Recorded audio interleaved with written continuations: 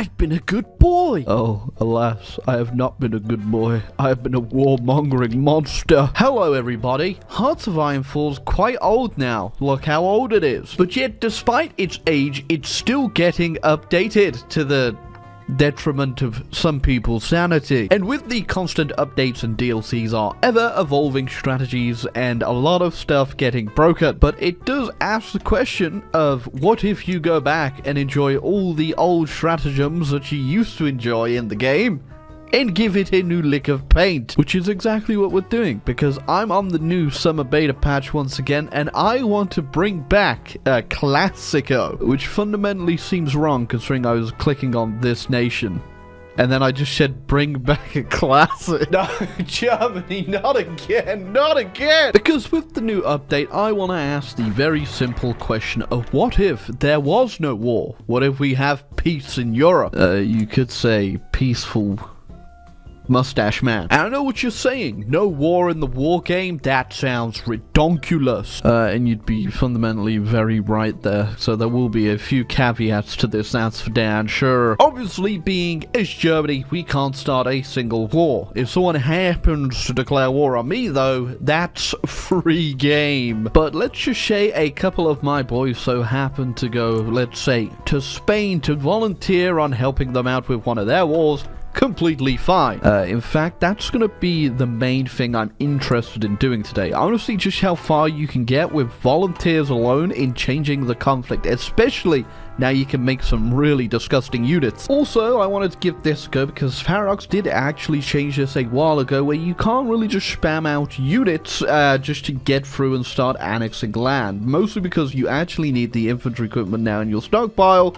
You can't just spam out crappy units. Obviously, there are a couple ways to get around it already that people have thought up, but just, you know, as the peaceful harbinger in Europe, I will not abuse any such mechanic. Like I said, getting involved via volunteers is going to be the big thing we're going to be mischievous in today. Right now, I can only send like a couple volunteers, but that'll change later on, and the volunteers I'll be sending are going to be a lot better than these. So, Spanish Civil War over, but our peaceful warmongering is not over yet because a new conflict has broken out. Big thing I would like to accomplish is to actually turn the tide of the battle for the Chinese and help them win. And I think a big way we can actually go about doing that is giving them a bit of a helping hand. Guys, hear me out. It was a peaceful annexation. Okay, so sadly, Italy, we can't allow you in our faction because you are going to cause a lot of problems in the world, and you're also going to go to war, people, and I'm going to need to send volunteers to either you or who is against you to really get the money's worth out of this game. But yeah, it's 1939 June right now, and as you can see, China's doing very, very well.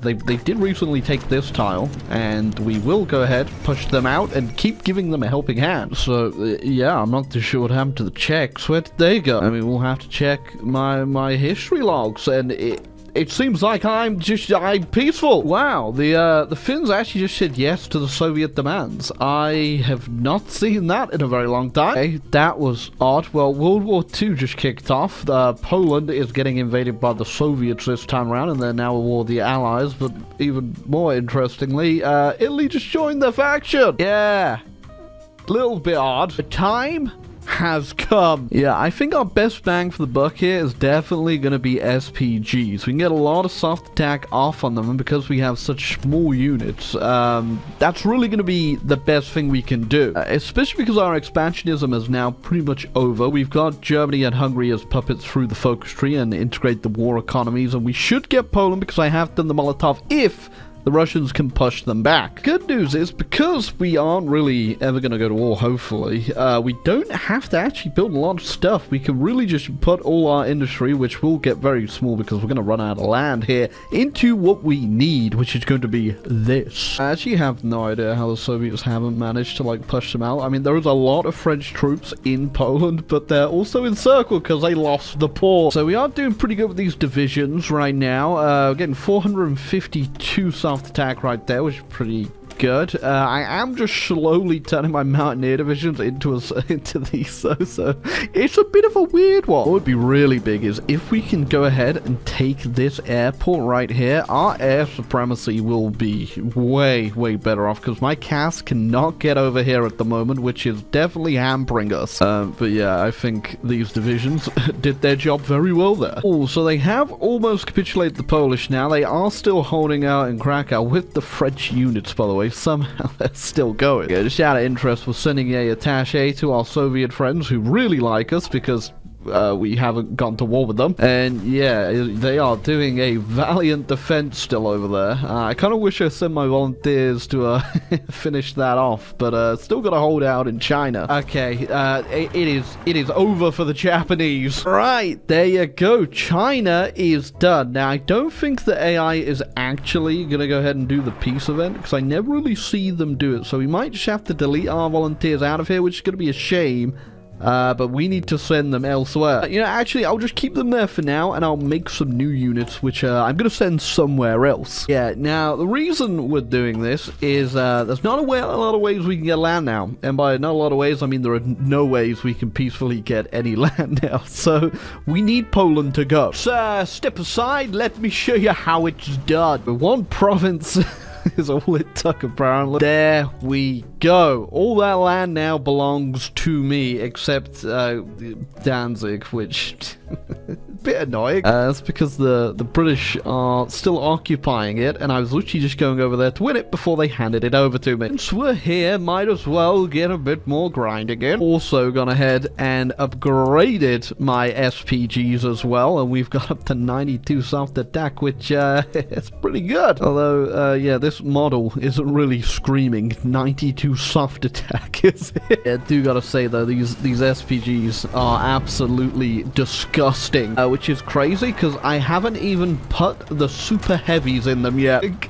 I think that might just do it for the Allied advance in the Baltic. Gotta give myself a pat on the back for that one.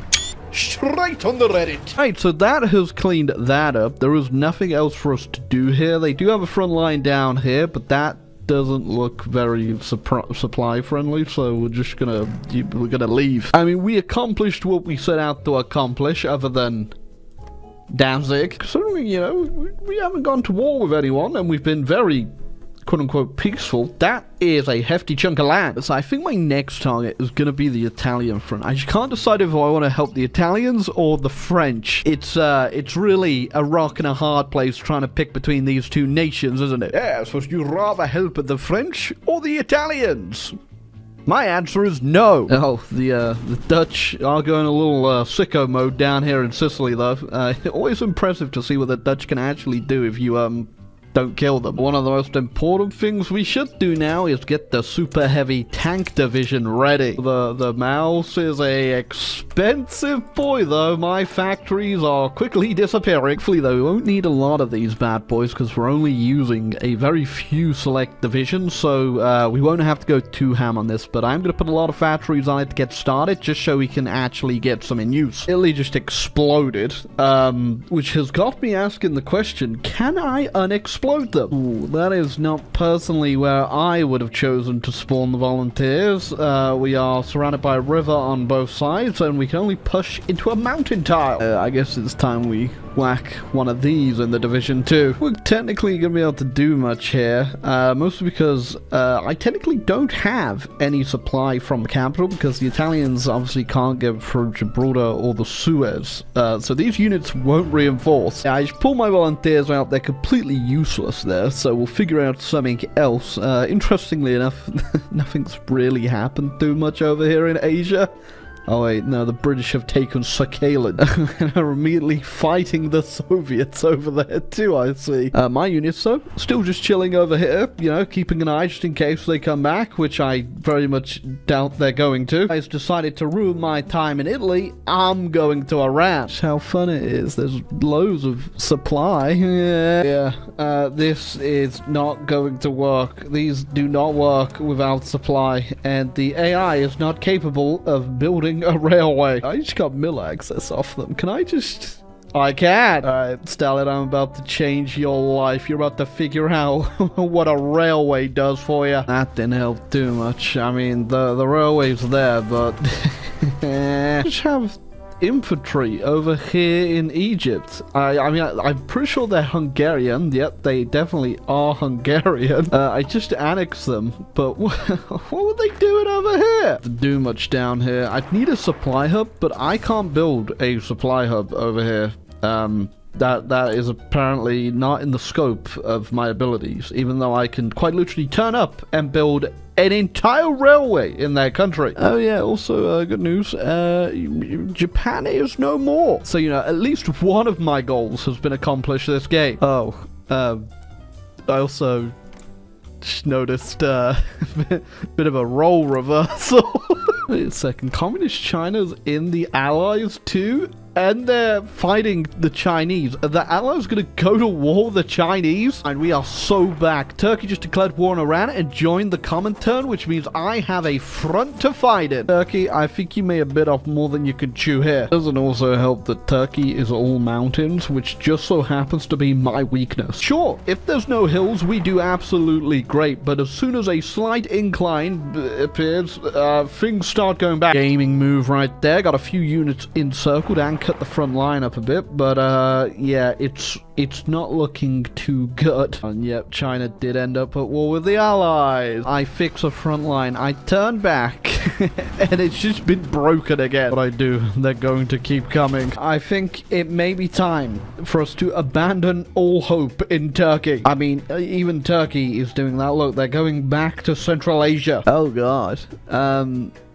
Yeah, I only just noticed this was a thing. For this push, I have also gone ahead and redone the unit. I've got myself heavy self-propelled artillery in it now because I feel like we needed the extra bit of armor, but it's still really not adding up to too much difference. But the soft attack, yeah, it's pretty nice. I also hate the fact that they're still called like the Mountaineer Division name.